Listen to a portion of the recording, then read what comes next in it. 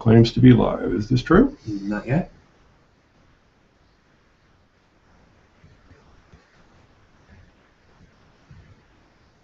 Say when? I will. I'm reloading the page just in case it's a caching thing. There you are. Okay, so I have the thumbs up that says that we are actually talking to people now. I'm happy to see everybody who is here. We scheduled this at a rather odd time that they guaranteed that everyone in Europe would be asleep and that everyone on the East Coast would be drinking heavily. Welcome, everyone. And I have a whole lot of questions to start off with, so I guess I will just get going. The first one comes from the general vicinity of Chicago, and is a question about the number of LIIs that there actually are. The question is, I hear there are about 40 LIIs around the world. What are the newest ones and what are forthcoming? The first thing I want to say about that is that in many ways, as important as they are to me, the LIIs are now really in some ways the tail that is wagging the dog. The work in open access to law is now going on in many more places than LIIs, notably in government, and the vast majority of what's being put out there now for open access is coming from government. So that said, there are around 40 LIIs. The newest are predominantly in Africa. Forthcoming on the continent there, I think you can look forward to a couple of new smaller ones cropping up there in the next year or so. And also I hear of activity in China. There are also things happening in courts and legislatures in South America. But really the frontier for the LIIs at this point is largely in Africa.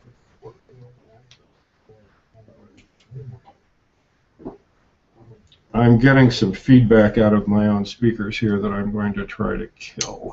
Okay. Second question.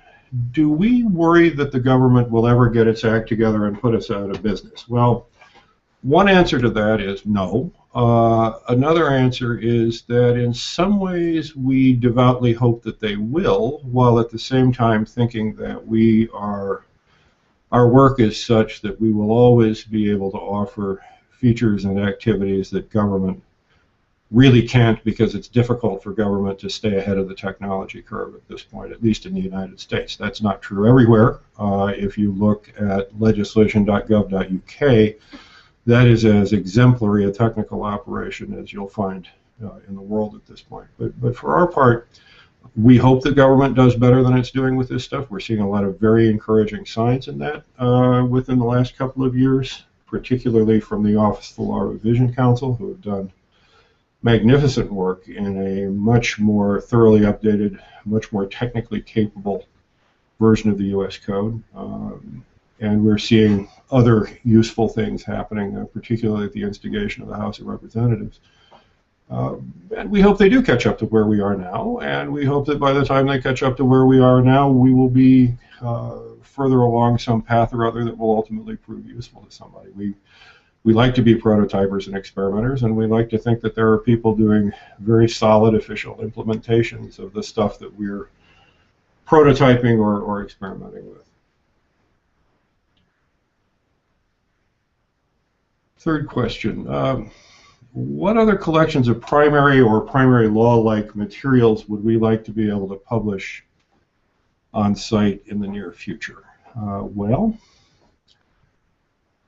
honestly, I don't want to be much more of a holder of data than we already are. What I would like to do is provide layered access to data held by others. That said, there are certain things that you can't do at present unless you're holding all of the data yourself, and as long as we're holding it, we might as well serve it. I'm particularly interested in state statutes and regulations along those lines. My guess is that if we make a move in that direction, it will be prompted first by interest in some particular area of regulation, perhaps food safety or something of that sort, where we want to really be able to look at how, in information terms, the state stuff connects to or can be organized along with federal materials. Because really, the best reason to expand collections at this point is to see what kind of new linkages we can develop between collections that make it possible for people to get at stuff in ways that they've never seen before. A useful thing to think about, for example, would be, well, so how would you do something that would allow you to compare state regulations regarding some particular aspect of food processing or food safety across multiple states? Or how would you do retrieval systems that would allow someone who knows the law of X in Georgia to find the law of the same X in Alaska seamlessly? That is stuff that is not easy to do now. You know, and in many respects, integration really is the next watchword. I'm going to take a break here for a second. I don't have any feedback from you guys to stop me, so I can just keep lecturing endlessly on and on and on and on and on. So I'm going to slow down here for a second, look at what I've got on the screen.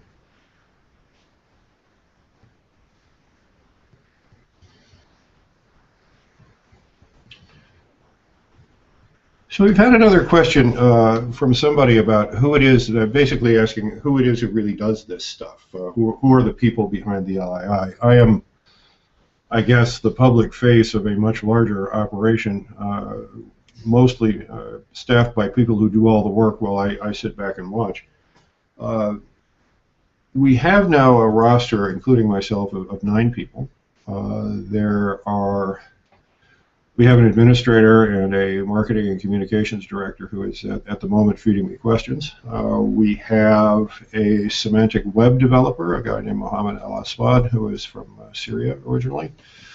We have a web developer, Wayne Leibel. We have a new systems administrator named Nick Sanoa. And another programmer, Brian Hughes, who works out of Andover, Massachusetts. Craig Newton came to rejoin us actually. He was a student here to run our editorial operation last August. He is the Associate Director for Content Development. And Sarah Frug, who I think many of you know, is the Associate Director for Technology. She effectively runs the engineering side. And as I say, I mostly sit and nod and look wise and think about, on days like this, think about my retirement. But so there's 9 of us in all, spread out, very, very heavily concentrated in engineering still. That's still where a lot of the effort is. We are bolstered in our work by a whole bunch of friends and well-wishers. So, for example, there are Steph Davidson in Illinois and Christine Kirkberger in Stockholm, who are the co-editors of Vox Populi at this point. We have 30 students who work on the LII Bulletin. They are all Cornell students. There are Charlotte Schneider, who is at Rutgers Camden, works with us also on the Bulletin and on social media stuff.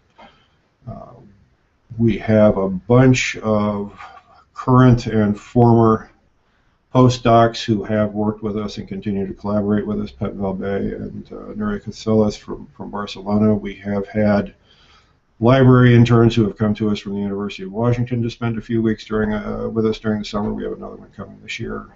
We have all kinds of collaborators at the other LIIs and in Europe who are not feeding things directly. And lastly, we have the small band of people thus far, but soon to radically expand, who feed articles and materials into WEX. Let me take a minute and say a little bit more about the Bulletin, because there was another question that sort of had some bearing on it.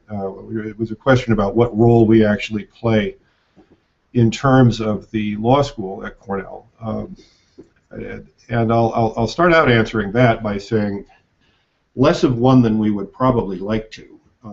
We are more detached from the curriculum here than in many ways than I think that we should be, particularly now that there is some drive toward curricular reform in directions that I think we could actually be quite helpful with.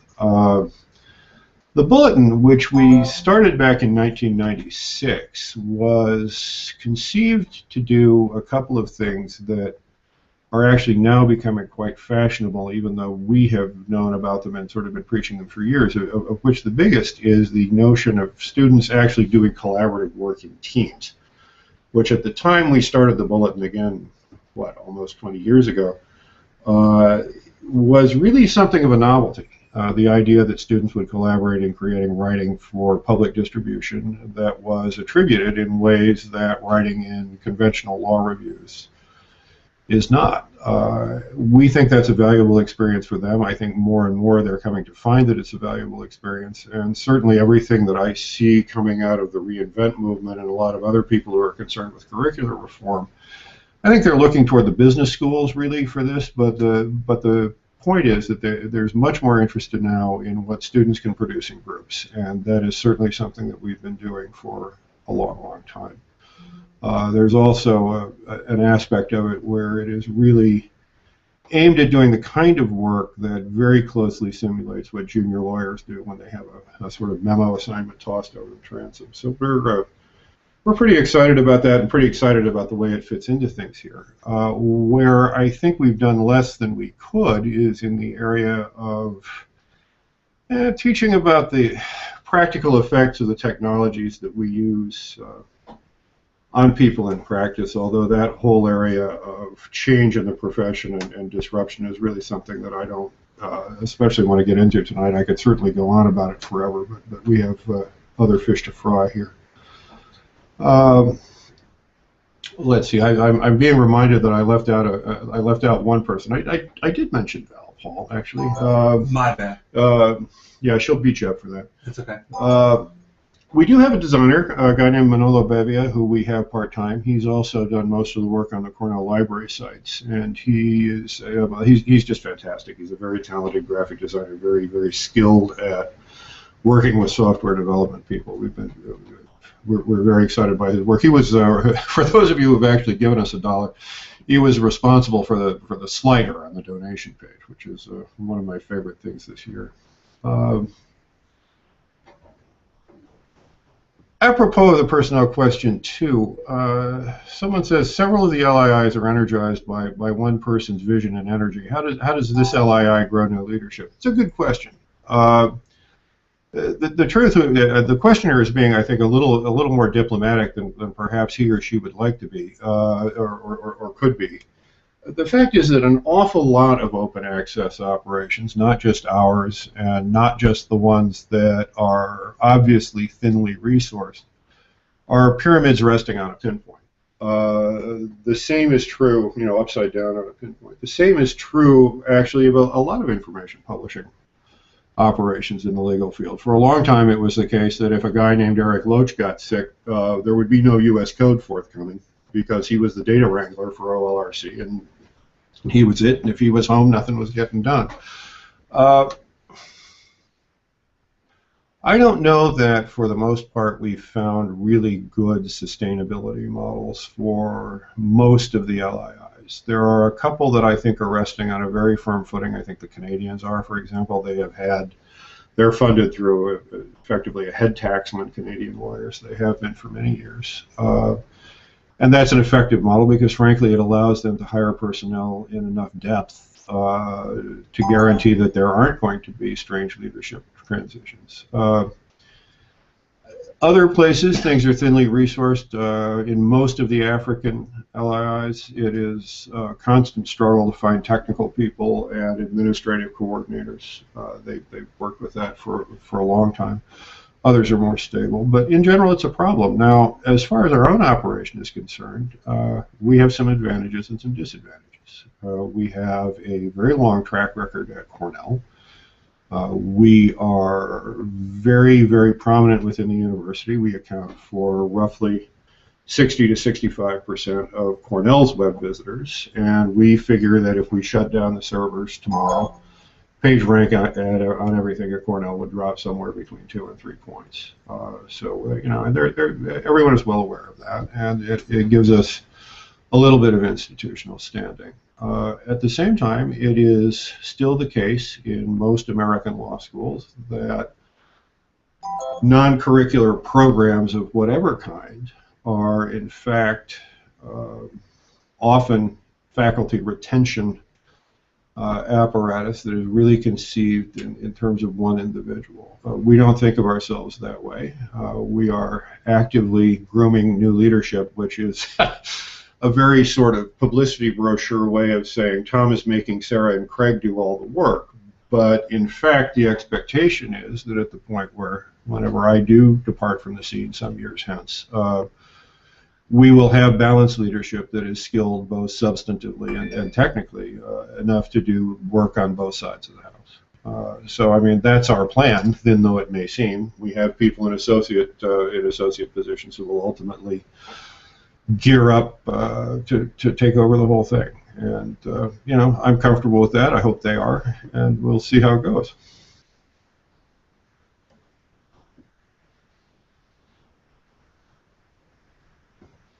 Someone asked, what's the biggest misconception about the LII? Well, you can look at that from a number of perspectives. I mean, there are any number of people out there wearing tinfoil hats who think that we are the government, and we get an awful lot of email that indicates that they think we are. You know, Dear Justice Scalia, expletives deleted. But really, I think the one that we get most from the lawyer side of the house and from the law librarian side of the house, or used to, although I think this is changing a bit, is that we are some kind of service that is geared or suitable only for pro se's, where pro se's are imagined to be, you know, people representing themselves in some sort of legal action or other. And that's really not the case. Never has been. We have, I think, 3 or 4 distinct classes of user. And they all break out into little subgroups. You can chop it pretty finely if you want to. But there are the lawyers and the law people who fall into a couple of groups, right? I mean, there are the Westlaw and Lexis disenfranchised, which actually accounts for a surprising number of people, for example, in government, particularly at the state and local level, but also at the federal level. There are a lot of lawyers who work in government offices where access to the commercial electronic services is defined by seniority and other sorts of artificial means. So, you know, they're out in the cold and they use services like ours. There are lawyers who use us out of preference for the commercial services. We have a surprising number of them. We just found this out recently, who like to Google a statutory citation, and because when you do that for the U.S. Code, we typically pop up at the top of the list. They just click right through to look at the statute. They find this vastly more convenient than having to log into Westlaw or Lexis and click through whatever they have to click through to get to statutes and regs there. We get a lot of that kind of use. But let's go outside the lawyers for a minute, because in a way that population is more interesting. We do get the people that lawyers imagine are the people who would use a service like ours, which is to say people who are not representing themselves necessarily, but who are having some kind of traumatic, episodic encounter with the law. You know, they've gone broke, they're gone bankrupt, their kid got busted for drugs, whatever. But really the most interesting people are the people who are making some kind of continuous use of law in a professional setting but are not lawyers. And that's a surprising number of people. If you stop and think about it, it seems obvious in hindsight, but we don't really think about that much, particularly in law schools where we ignore regulatory stuff to an alarming degree. But look, everybody who's in regulatory business, everybody who's in a regulated business, which is effectively everybody in business, is making some use of the regulations. There are professions like hospital managers who are interested in public benefits law, obviously law enforcement people, journalists, just many groups of people who make continuous professional use of law, but are not lawyers. And they are in many ways our best and most interesting audience. Now, how are they different? Well, one way that they're different, I suppose, is that they don't do legal research in the sense that legal research teachers like to teach legal research. They are not doing comprehensive case law searches aimed at finding every single case that is on point for some legal issue or other. They're doing a much looser form of risk management, where they're trying to get a general sense for how something works, or they're trying to take cross bearings on the advice that they've gotten from a professional, or for all I know, from a brother-in-law. They're doing a very different kind of inquiry, and it's it shows up in the way that they use our search apparatus and that sort of thing. But we're very, very sensitive to it. It's a different audience. I suspect it's a little more like the lawyer audience than law librarians and lawyers would like to admit. One of the things about legal research is that it is insurance, and people do insure only to the value of the goods. So it's hard to know. Well, they like free. Let's put it that way. I have a question about the semantic web. I think I'm going to put that off for a little bit, but we will talk about that a little bit later. Okay, so we have a question about our fundraising campaign. I want to say a little bit about how actually we are funded. There's quite a good page actually on the website that describes this in some detail. I would flash you the URL if I could, or I would rattle it off if I could. But it's there, and I think you could find it easily enough by clicking through. But basically, the situation is this: we sometime around late 2007 realized that on the resource base that we were operating with, which was largely money supplied by the Cornell Law School and by a limited sort of donation campaign, fundraising campaign, that we were not going to be able to do much more than sustain the collections that we then had. And we were very interested in doing and continuing to do the kind of groundbreaking work that we had done in the early days when we were first putting law on the net, when we were the first people to put law on the net. We thought, geez, you know, I mean, we really just don't have the resources to do anything but be caretakers for the stuff that we've got. We need to do something about that. By happenstance, about that time, I contacted Tim Stanley, who is now the CEO of Justia, and just basically to say hi. And he had been thinking about doing a lawyer directory project that would benefit from our SEO and from presence on the site. We did a deal about that and became sort of co-proprietors of what is now the Justia Cornell Lawyer Directory. I'm probably not supposed to say this publicly, and I will thank you not to repeat it. But it is at this point the most active lawyer directory in the world. That became the basis for some income for us. We started to look at carrying ads on the site at about that time, which I know a lot of people hate. All of those who hate them are invited to donate so that we can take them away. You'll have to donate quite a bit, by the way. And we redoubled on our fundraising efforts and began to do other kinds of commercial deals. Right now, we are evenly split,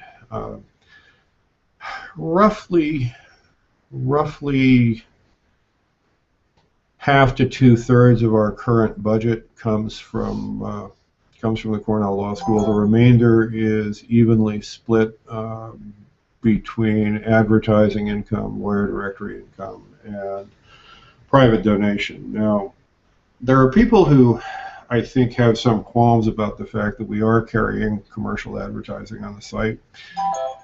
We do too. We've never had many very, very virulent complaints about it, frankly. And if we could replace that income stream, we would. But as it is, we think that it is best to leverage the money that people are willing to give us with money that we actually go out and earn, and to make things as inexpensive as we can for Cornell. We're hoping that at some point during the next 18 months or so, we will cross over completely and become totally self-supporting and off the law school's books. Remains to be seen whether we can actually do that. The indications are pretty good. So that's really the sort of how are we financed answer. As to what the money specifically does for the question. I wish I didn't sound like I was doing sort of very murky record company style accounting here, but the fact is that it's very, very hard for us to say specifically where dollars go, and the reason is that it really all goes into salaries. It's surprising. I mean, you would think that a technology operation that's pumping out web hits to the tune of 190,000 unique visitors a day, 25 million unique visitors a year, and well over 1 million page views, or How many page views are we at now, Paul? Do you know exactly? I was just looking when you said I think that. it's around, it's 25 million a year. 25 million unique visitors, right? Page Yes. views, we're talking about 100 million or more. Yeah. So, you think, well, there's this huge technology infrastructure behind that, but the reality is there isn't that much technology infrastructure behind it. It's all out in the cloud, and what the dollars go for is talent and salaries. So if you think about that, okay, well, what portion of Nick's time today actually went to the Supreme Court collection, and how much went to the U.S. Code, and how much went to the Code of Federal Regulations? It's very hard for us to sort of subdivide people's time that way. How much of Sarah's time went to this? How much of my time went to that? So it's hard to account for. It truly is. So in terms of what does your donation support, we take a much more general view of it, because the accounting is such that we have to. We basically say, okay, every dollar we get in guarantees access for 20 people for a year. That's the basic equation. So every buck we get turns into access for 20 people out there, and that's about the closest we can account for it. We are looking down the road at doing very specific donor-funded projects, but we're a ways from being able to do that in a way that we think is responsible for the donors. I mean, at the point where you start doing that, you are basically promising to deliver a product at a certain date. At our scale and with our operational concerns, frankly, we're not terrific at doing that. Most academic operations aren't. At the point where we have something that we can guarantee to deliver to donors in full, on time, that's what we'll do. And we're looking forward to it. We're just not there yet.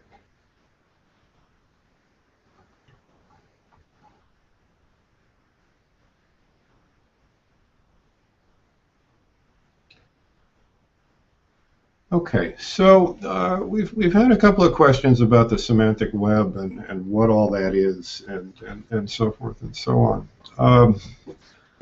I wouldn't want to take the remaining half hour just to talk about that, and I could take a great deal longer than a half an hour, but a lot has been said about the semantic web, and there are two takes that you can sort of have on it. One is a historical one that I'll get to in a minute, and the other is a very simple one.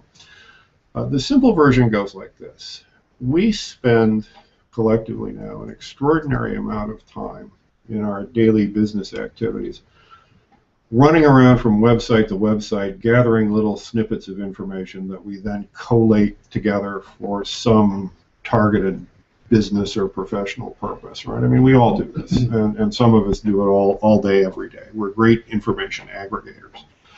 What the semantic web technologies do, sort of writ large, is make that sort of process much easier to do in an automated fashion by machines. It makes it possible for machines to run around and ferret out that stuff and figure out how it's linked together. It has certain other appealing characteristics that I could take all day to talk about in a very technical way, but that basically boil down to making it extraordinarily easy to federate collections of data across institutional boundaries and across websites without, I would say, undue attention to developing common standards. So a lot of the stuff that many of us have spent our working lives doing in terms of trying to standardize data descriptions and data catalogs and data models really becomes not so necessary with the newer technologies. Some of the stuff I've read coming out of the business community stresses for the benefit of the skeptics just how well semantic web technologies work in an environment like a corporate merger where two enterprises are bringing a lot of data together. And the takeaway there is just it is an integrating technology. It's an aggregating technology. It's a technology that allows us to hook disparate pools of data together very effectively. So what's that good for? What's the vision? Why have I been going around saying that at this point we are at the most exciting time that we've been since the very early days of the web in, say, 1992 and 1993? The reason is that the implications of the ability to do that kind of aggregation are just stunning. I mean, let's start with the obvious one, that for many years there has been this dream out there of building open access Westlaw or open access Lexis or open access big aggregated all under one roof, one-stop shopping legal data service. That, to be honest, was not a dream I ever particularly shared because I never thought it was particularly practical or feasible. I still don't, not under one roof. What I do think is that we now have the integrating technologies that make it possible to assemble something across many houses under many roofs that will perform exactly those same functions if we get it right. So we spent all this time now doing open access to law. We've got it sitting there in a bunch of stovepipes with LII written on them somewhere. Now we can start hooking them together, and we can start hooking them together across information boundaries. The other thing that I think is particularly exciting about the semantic web technology is the richness of the kind of relationships that it lets us model and capture, and the way that it lets us bridge data collections, for lack of a better way to put it, across domains. If you take the view, as I do, that search engines are basically slot machines, right? You stick something in the slot, you pull the handle, you get what you get, hopefully, some cherries and hopefully not lemons. What can you change about that, really? I mean, you can change the way the machine works, and if you're an engineer at Google and you're working on search engine technology or on the knowledge graph or whatever, yeah, that's what you're doing. You're changing the way the machine is rigged. What we would like to do is change things so that people can put many, many different shapes and sizes of tokens into the slot and get some kind of meaningful result. I mean, for example, in the very, very early days of the web, you had the Eighth Circuit out there allowing you to search every decision of the Eighth Circuit, but you could only search it with a docket number. And you would sit there and you'd think, well, who's that for, really? I mean, because who knows the docket number other than the parties, right? I mean, who has that coin in their pocket to stick into the slot machine that's that particular shape and size? And to some degree, our retrieval systems, our legal information retrieval systems, work like that a bit now. So to give you a trivial example, a lot of stuff in the federal regulations regulated under a generic name. So you cannot search the Code of Federal Regulations for Tylenol and actually find anything that regulates Tylenol because it's not mentioned by name. It's always discussed as acetaminophen. Or if you're from Europe and you know acetaminophen under the name of paracetamol, you won't find that either. But if you start linking in data that is in the drug bank pharmaceutical database in Berlin, you can do all that stuff. In fact, you can put pretty much any drug brand name in there that even has acetaminophen as a component, like NyQuil or something of that sort, and find all the stuff that actually regulates NyQuil in its sort of acetaminophen phase. So the idea that you can go into the regs and find stuff by brand names, the idea that you could search it with things like product codes, or in other sort of related natural language processing stuff that we're doing right now, the idea that you could pull out automatically all of the definitions that are found in CFR, which contains, by the way, 47 different definitions for water, and sort of look at them side by side and know which one applies when. I mean, that's a very handy thing. And similar sorts of notions about data linkage apply to things like chemical compounds, plant and animal names. We've done some experiments with linking scientific literature to science-based regulation in agriculture, so you can sort of look at the reg and then see scientific papers about the science that is behind it. We're looking now at enforcement data that's coming out of various federal agencies. So you have the possibility of doing mapping that says where is this reg being enforced. Similar things with dollar values, right? I mean, how much did the U.S. government collect in penalties for violations of this reg last year, et cetera, et cetera, et cetera. So I mean, we're going from this world in which for the last 20 years we've been linking law to itself. That's what we've been doing with the technology, and we're moving into a world where we can begin to link law to everything that it talks about, and that is a singularly powerful thing. Sarah right now is working on something that we're calling a baseball card project that would allow you to Search for something. I mean, let's use pseudoephedrine as the example. That's the one that she's been using. Pseudoephedrine is an interesting thing. You type in pseudoephedrine into the search engine, and what would you get? You would get a baseball card that pointed at a number of things. All of the stuff in the CFR that talks about pseudoephedrine as pseudoephedrine.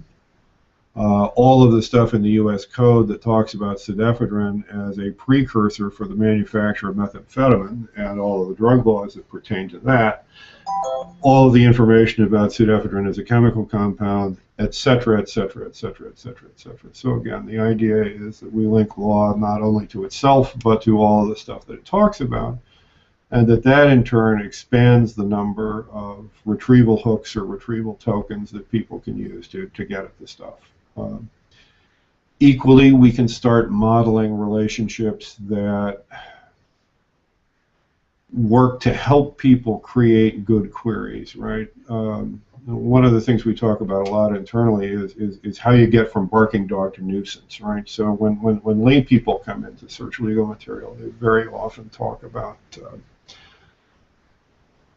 they very often describe their problem in terms of the fact pattern. They want to know about a barking dog. They've got a problem with a barking dog. They have absolutely no idea that falls under the heading of the legal concept of nuisance. And we often talk here about, well, how do we get them from barking dog to nuisance? And if you have appropriate data models that actually know that barking dogs and nuisance are closely related notions, you can start pulling that stuff together.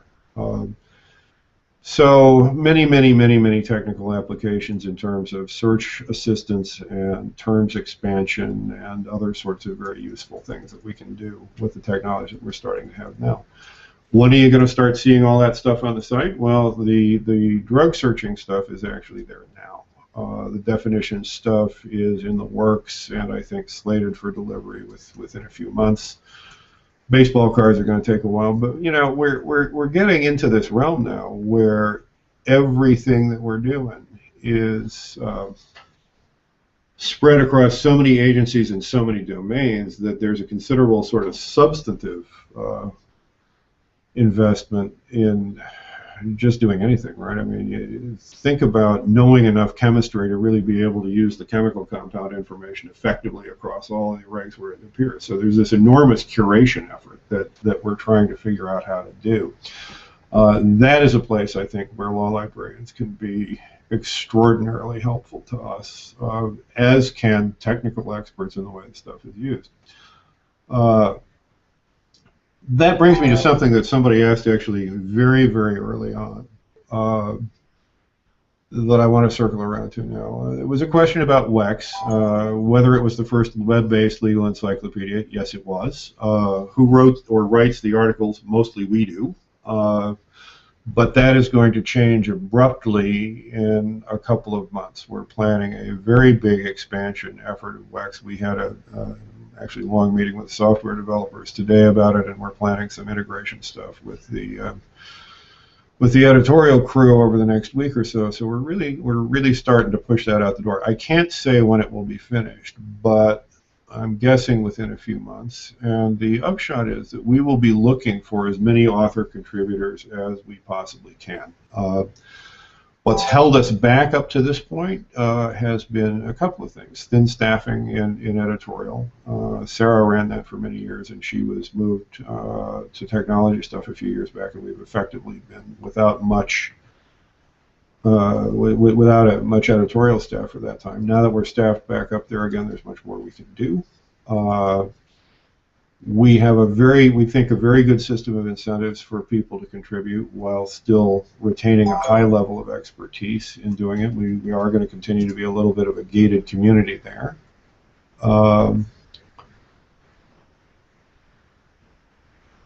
And so what we're looking for over the next few, let's say between now and the end of the calendar year, is to start radically expanding the number of contributing experts and to give people good enough reasons to do it that they actually will participate and participate at a high level of expertise. Buried in that was also a question about why not Wikipedia, or how is it different from Wikipedia? And there are a couple of things about that. One of them has to do with perspective.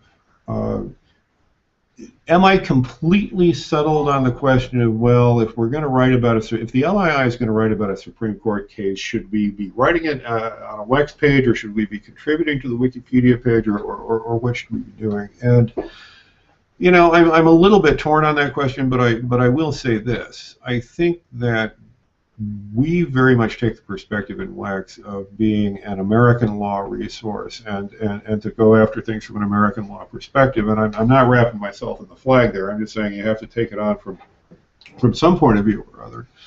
And it's often possible to go deeper and more directly deeper if you do just very self-consciously write from one perspective, and that's what we would like to do. The other thing is that Wikipedia is, in my mind at least, and I'm not sure everybody who works here shares this view, a little bit rigid in what it is willing to treat as an article. I mean, they have very, very definite ideas about what an encyclopedia should be.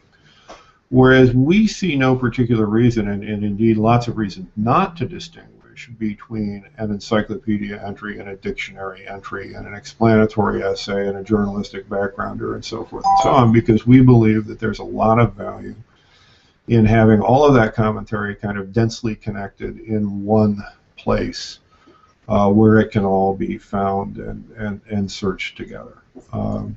Will our views on that change as our ability to connect the commentary to the primary materials increases over the next few years? That, by the way, is another thing we're looking for from semantic web technology, is the ability to just get context for stuff, particularly primary materials. Yeah, do we think our views on that will change? Yeah, probably they will.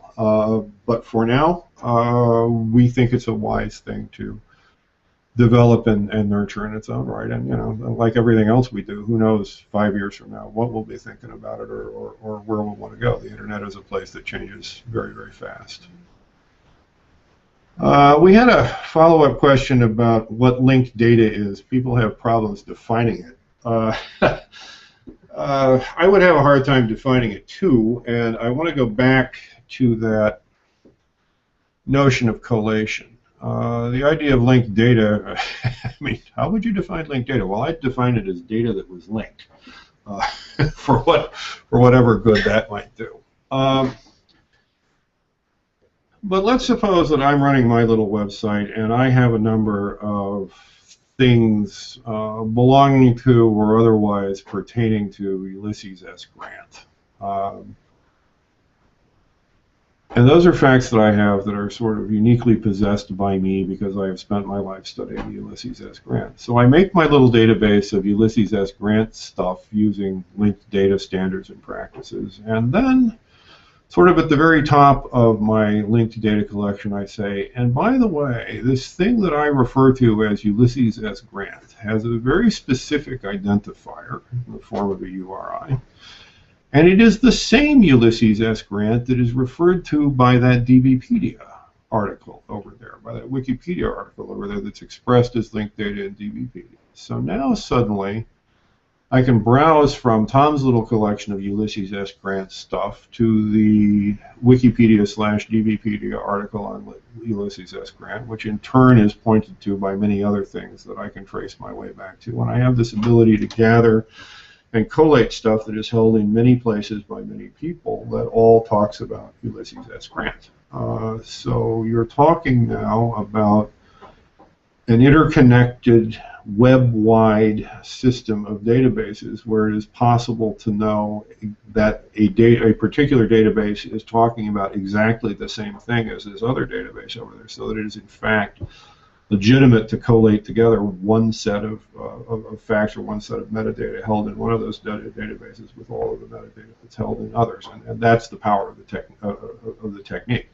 It's at once sort of blindingly simple and completely complex. The idea is that you'd be able, first of all, to have many collections of people saying things about things, to know uniquely what things are being talked about through the application of unique identifiers, and therefore to be able to hook together all the stuff that's talking about the same thing. That's as close to a definition as you can actually get. I'm running down here. I don't know about you guys. You're probably tired of listening to me talk. I know Paul is. We did have a number of questions tonight from people who were essentially asking us to solve legal problems for them. That happens a lot. And in fact, we can't do that for a couple of reasons. One is that the laws and rules related to the unauthorized practice of law prevent us from doing so. The other is that we could not in good conscience rely on only the information that we get in the email that says, hey, I'm having trouble with the housing authority or whatever. We would recommend that you look into a local legal aid group, or that you use our lawyer directory to find people who are offering those kinds of free legal services near you. And go from there. I mean, we're sorry we can't help you in that way, but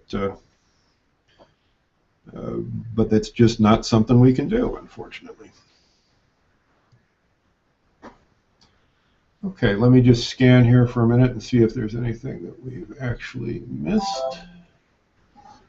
Somebody wants to know what my favorite project is that I've ever worked on for the LII, and the answer to that is the LII. Well, it's not a bad question. Let's see, what else have we got here? No, I think we've really pretty much covered it. I would be remiss, and also, there is a question here, what's the next big thing for the LII website? If you haven't gathered from the amount of time in this Hangout that was spent talking about the semantic web, that's it. That's it. And it takes many forms. I'm particularly excited about the ability to link up stuff with regulatory data of one sort or another, particularly guidance and enforcement data. We should be seeing some of that forthcoming shortly. We've got some prototypes in the works that have to do with mine safety and with environmental stuff, and some stuff from Department of Transportation, but that's not come to rest anywhere yet. So that's not a press release. But yeah, it'll be the semantic web stuff and the stuff that we're now able to do with natural language processing techniques that I think will be really exciting. I don't want to talk about finished features. I don't want to give you a timeline because honestly, I don't dare commit software engineers time. But it'll be soon. It'll be soon. Somebody wants to know what your favorite pizza topping is. Someone would like to know what my favorite pizza topping is. I tend to go for pepperoni and black olives, actually. For what it's worth. Someone else sent us a question earlier today, what is that grinding noise? There were a number of ways to answer that. One of them was the sound of my teeth when I get questions like that. But anyway. So before I end this, I'm obligated by law to ask you to consider making a donation on the Give Now ad that appears on the right in the Hangout. So send money, send pizza. And thanks everybody for coming.